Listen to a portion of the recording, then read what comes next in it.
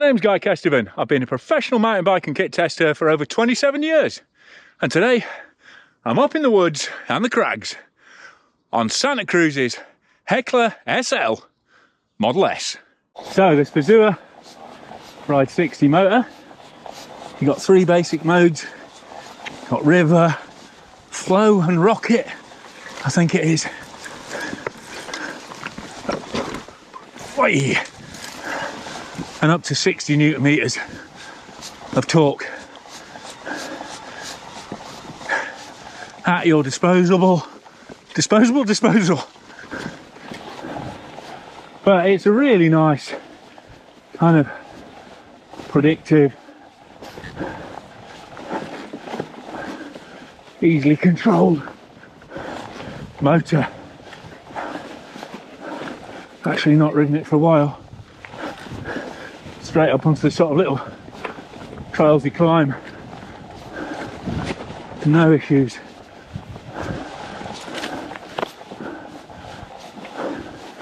And having that smaller back wheel, while it reduces the rollover, does make it a little easier to pop and pivot this bike around.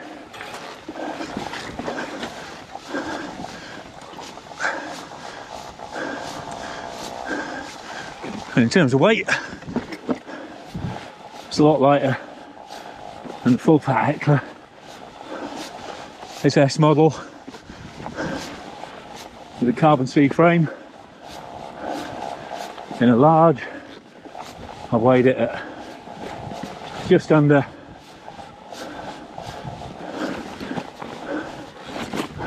20 kilos with these time pedals on. I think it drops to 18.9 on Santa Cruz's claimed weights for the top spec one with reserve wheels and XXSL, whereas this is just cable GX. But I'll do a full kit talk around on the bike separately. And you've got, whoa, oh, nearly. I have to have another go at that. I was thinking too much about talking about a short crank length to improve clearance than I was about the line then. You got your wits about you. It's a nice easy pop up, to be fair. Don't take the soggy bit, so you're going to trash the trail. But I'm impressed by this motor. Just feels natural. You've also got a lot more torque than something like that TQ on the track bikes or the Rock Wilds, or the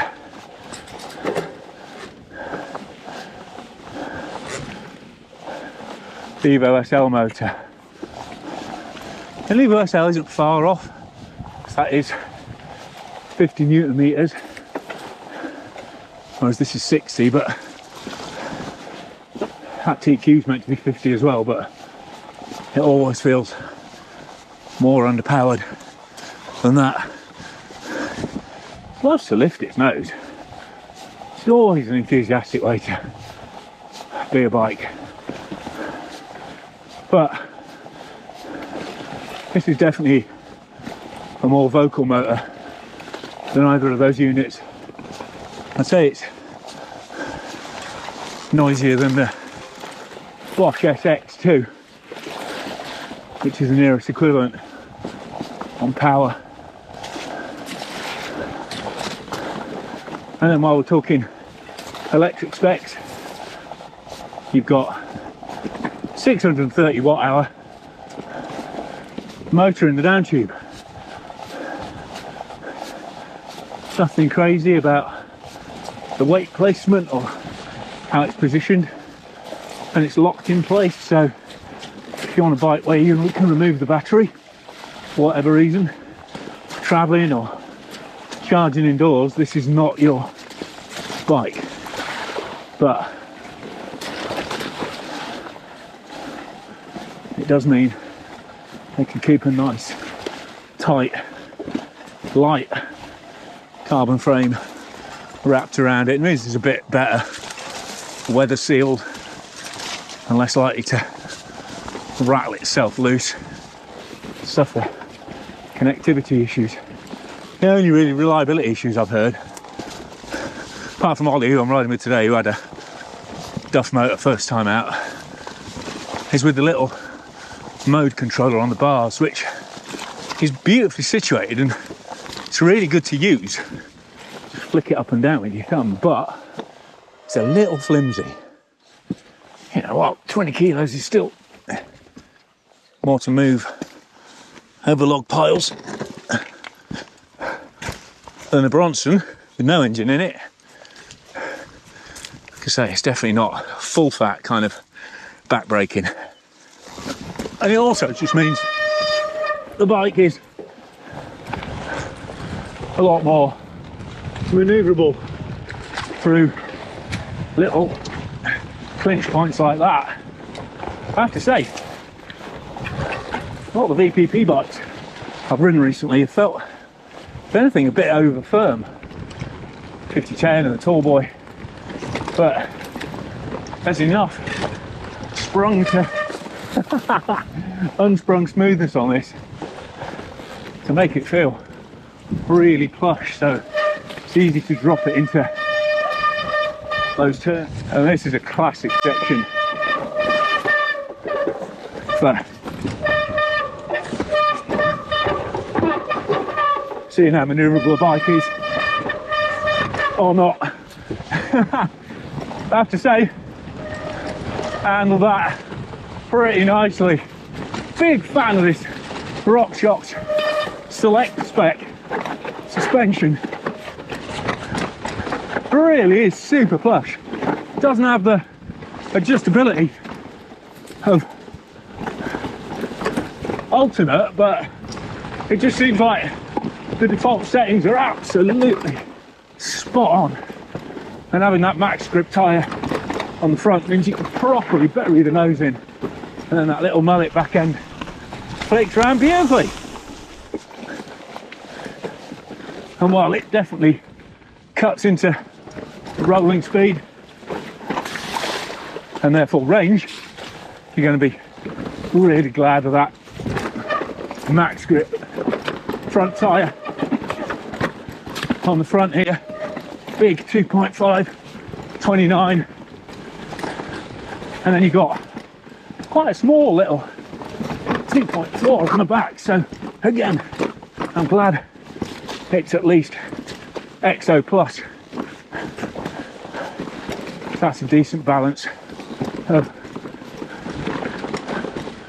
a bit more toughness, but not absolutely vibe killingly heavy. But I can see a bunch of people going for DD on the back of this in the same way as I can see a lot of people upgrading from these Code R brakes. And they're all right, but you know, this is a bike that really likes to be thrown around and played with, and that has consequences in terms of needing a lot of well-controlled stopping power. Up, got the last pop. Okay, good value. One thing I am a definite fan of though, in terms of spec, are these single shift SRAM triggers. It's about the only relic from their old 8-speed e-bike group set that they produced. The idea is, because you can only shift one gear at a time, you can't massively overload the chain. So obviously the shifts are a bit slower. Well, it depends on your thumb speed, but your rear mech and your chain and your cassette and everything are likely to last a lot longer. Right, it's time to make the most of that 77.5 degree seat angle to get my weight forward Oh no! Smack the pedal down. So even with that 165 cranks, you gotta be careful of the ground clearance. That's frustrating. I'd gone for a clean otherwise. But then, to be fair, I should be on an e-bike. But chatting to Olly, he's had his bike a while. He's actually done a fair bit of tuning through the Fazua app. Oh, sorry, I've put it in rocket mode. It's a lot livelier. Threw me off balance a bit there. Back on it now. And he's actually tuned it so put a bit more power into the green mode, whatever that's called, and then a bit less in blue, so it's a bit more balanced. Whew. Certainly wouldn't like much more torque on this kind of surface than I've got now already. Plenty of power, bit of a handful. So don't worry about being short of grunt on this Fazua system. Even in that medium blue mode, there's a decent amount of torque for the steeps. Personally, I find it a bit more controllable too. Oh, half moon. I'm going this way. Thank you. And you can get that much elevation that quickly. It's hard to be mad at e-bikes for long, isn't it? It's almost certainly a no-go. But even the fact I'm trying it says something about the bike. Not quite. That looked good though, the wheel came straight into the ledge. Yeah.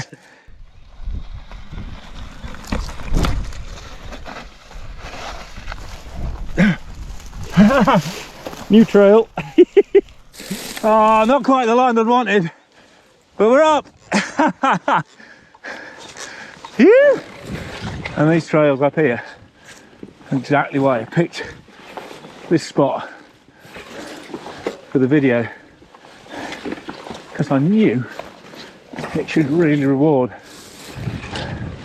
a bike that's designed for kind of playful manoeuvrability. I mean, it's still got 478mm reach, and it's large, and it's 64 or 64.3 degree head angle, depending where you have the flip chip. But so yeah, I know some people get annoyed when you call that playful, but just the way the suspension operates and the way the bike as a whole moves, yeah, it's just easy to shift and shuffle around, pop off little drops like that. You know, it's a cliche and it's part of the marketing spiel, but it just doesn't feel like an e-bike to ride. And there's zero drag. If I'm just coasting off the motor like I am now, then yeah, there's nothing tugging back through the chain, no sense of grind. It's just clean freewheeling fun.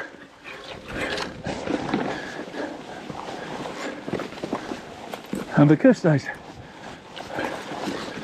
plenty of grunt even in medium mode, that's saving your battery. So I mean, obviously this kind of full-on techie ride isn't the best for economy. It's not like that Dolby run I did on the white, but then this is a very different bike.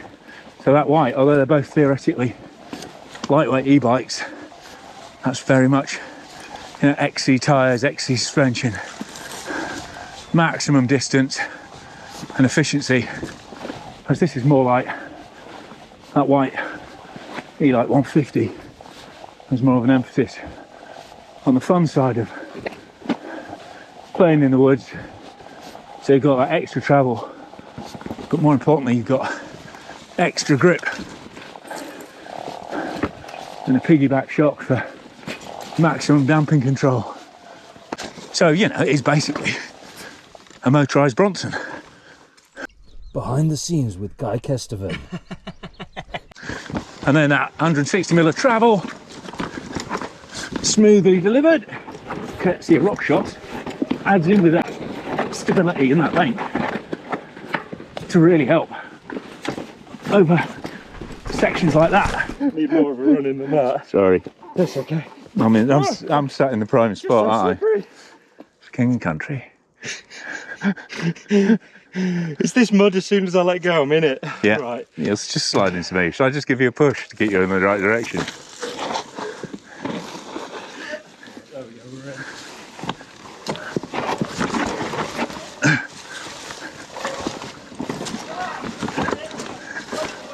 Ollie, that was actually the log we put there, so you didn't ride into it.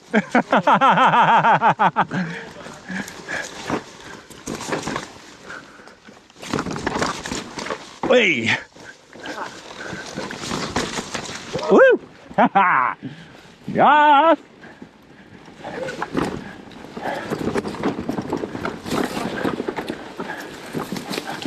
Where are we going now?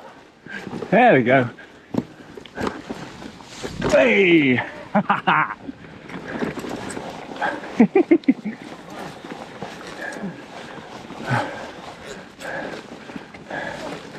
Sorry, what I was supposed to be telling you about the bike, I've kind of been preoccupied with the trail.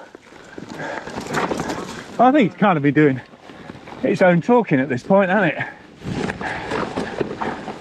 Handling some proper spicy sight unseen stuff really nicely.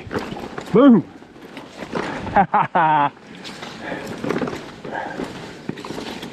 You?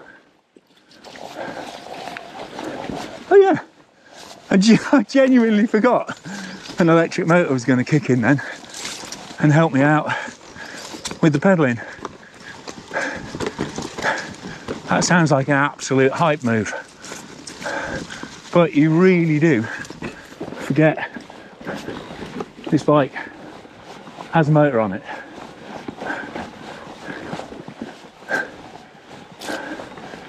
Because it's just really, really well balanced.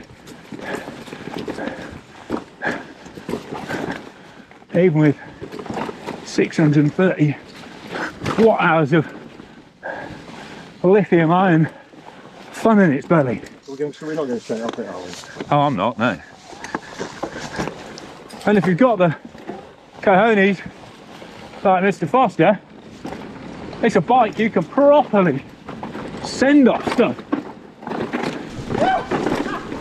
But even I'm having fun going off stuff and sliding it out. And this Super Deluxe has got that hydraulic bottom out damper in the shock, so it's a nice bottom out if you do push it all the way. But to be fair, you're going to have to be going some. It's not a bike that gives up its travel easily.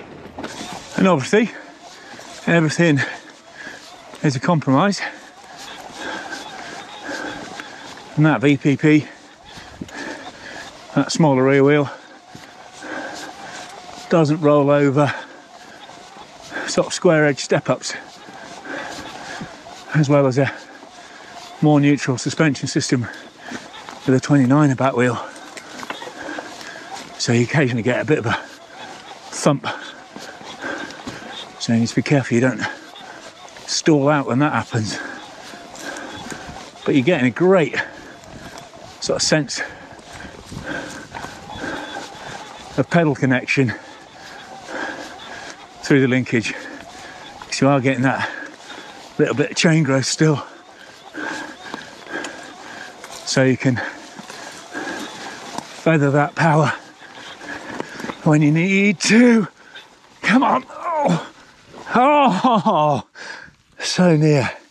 But then the other trick this Fazua motor has up its sleeve is a... Whoa, oh no. Yes, Ollie. Nicely done, mate.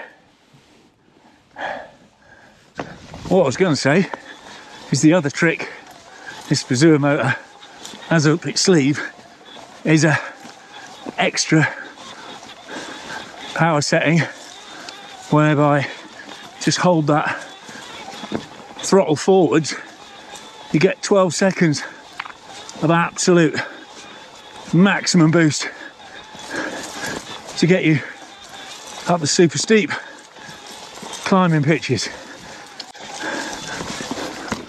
Yes, nicely done. Heckler,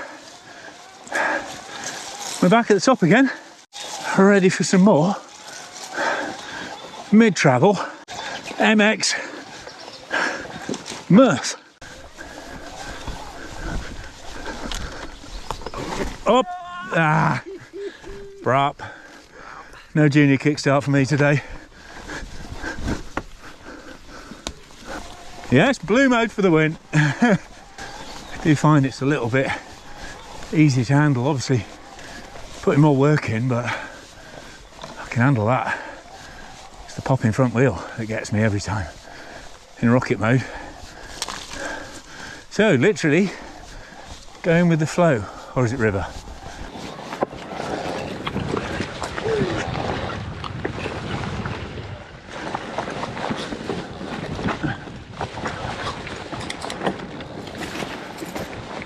So it's surprisingly agile, playful for an e-bike, really well balanced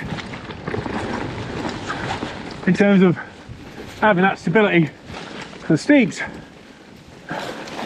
and the agility for the tight stuff. But because it's the Santa Cruz, you've got all those other bonuses like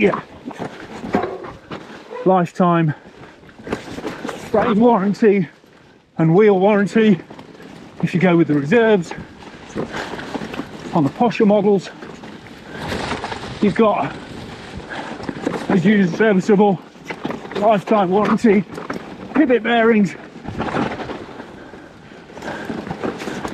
You've got great service from carefully selected dealers. Whoa! Like I say, you might want a bit more brake. And you know, you are paying a premium for that compared to other brands. But in the current climate, you're actually paying less of a premium than you used to for the California brand. And for a lot of people, you know, that kudos is worth a fair amount of cash. Whenever I post a Santa Cruz video, there's always someone going, yes! Because I spoke someone the other day who just got Chameleon after wanting Santa Cruz for years, you know. They're that kind of bike, a brand with that kind of loyalty.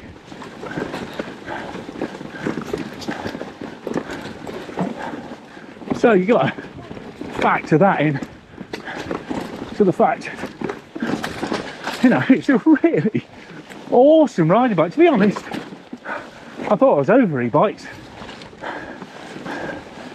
Been in a bit of a XC pedal phase recently, but this has woken me right up again to how fun e-bikes can be for just going out, hooning around, playing in the woods with your mates, which is the whole point of mountain biking after all.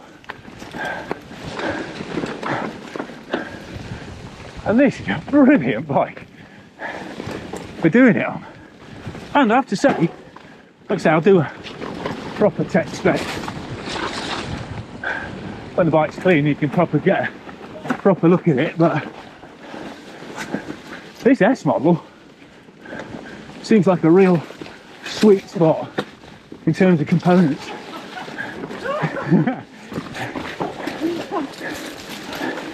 Kids these days. You've got that RockShox Select suspension. You've got decent tyres. You've got Bergtech finishing kit. You got a nice conventional cable operated transmission. It's the only battery you've got to worry about is the one in the frame powering the motor. Got a really good quality one-up dropper. You've got race space alloy wheels. Oh, sorry, accidental Strava line.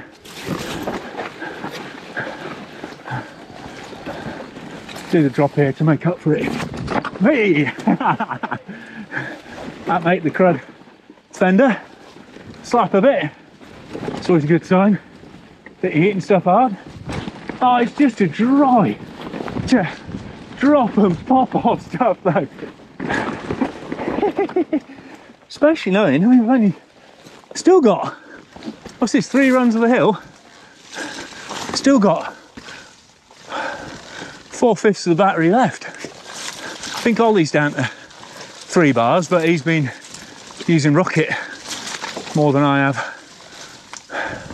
because he was cross training with South Africans this morning, so frankly, what does he expect? He's going to be knackered. But just being able to tease it through sections like that, as well as come on, let it properly go on the steep and sketchy stuff. That sums up what this Heckler is all about. Oh my god, that bottom section is brutal. I just blame the South Africans for you, mate. Yeah. Oh, sweet, that was awesome. Olly Foster, everyone. Heckler genuine owner. Yeah. So, great. Olly, well, you haven't got much breath at all. You loving life on the SL? I'm absolutely, yeah. Don't ride my other bike anymore. Why would you? So you had a glitchy one first, let's be honest. Yeah. Glitchy one first. Yeah, but Stiff sorted it. Yeah, Jungle and Stiff sorted it. New motor, it's been absolutely cracking since. A little bit of playing around with the Fazua settings. Yeah. Because there's 3 modes if you exclude the boost. And green doesn't give enough, and blue gives maybe a bit too much for a big ride, so. I found blue more than adequate. Yeah, and then for a purple. lot of stuff, and then purple's a bit of a wheelie machine for me. It's for when I'm trying to keep up with you. But I've been in purple. Purple on the bike stops you going purple in the face. Yeah. I'm only at to 3 bits though, which is pretty sweet. I bet we've done some elevation, so. Yeah, I'm still on 4. But cracking bike. Oh yeah, the only other thing I was going to say, in regards to that soggy bit back there, there are some parts of the Fazua system that aren't that well weather protected, so I wouldn't go crazy with the jet wash on it. I think the little sensor panel and the switch gear is only IPX4 or IPX5. I'll check it in the captions, but yeah, just go steady with water around this bike. I mean, it's fine for general riding, but don't go crazy down the jet wash. Get the brush and sponge out. All right, kids? So there you go. I hope you've enjoyed this episode of 2 Hecklers, 1 hill.